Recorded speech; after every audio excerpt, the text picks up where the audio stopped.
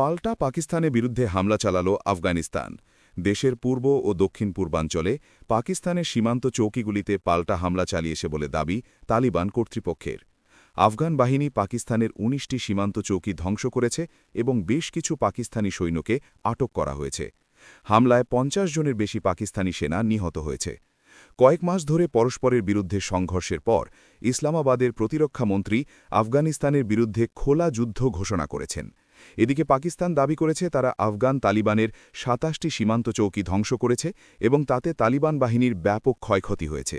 দুই দেশের মধ্যে জাতিসংঘ কর্মকর্তারা তাৎক্ষণিকভাবে উত্তেজনা কমানোর আহ্বান জানিয়েছেন, আর ইরান মধ্যস্থতার প্রস্তাব দিয়েছে। শুক্রবার পাকিস্তান আফগানিস্তানের রাজধানী কাবুল সহ প্রধান শহরগুলিতে বোমা হামলা চালায়। এই অভিযানটি ছিল আফগান বাহিনীর ওপর পাকিস্তানের সবচেয়ে বড় বোমা হামলা। ২০২১ সালে তালিবান ক্ষমতায় ফিরে আসার পর থেকে এটি তালিবান কর্তৃপক্ষের দক্ষিণাঞ্চলীয় শক্তি ঘাঁটিতে প্রথম বিমান হামলা। পাক মিলিটারির মুখপাত্র দাবি করেছে, পাক হামলায় ২২৮ জন তালিবান যোদ্ধার মৃত্যু হয়েছে।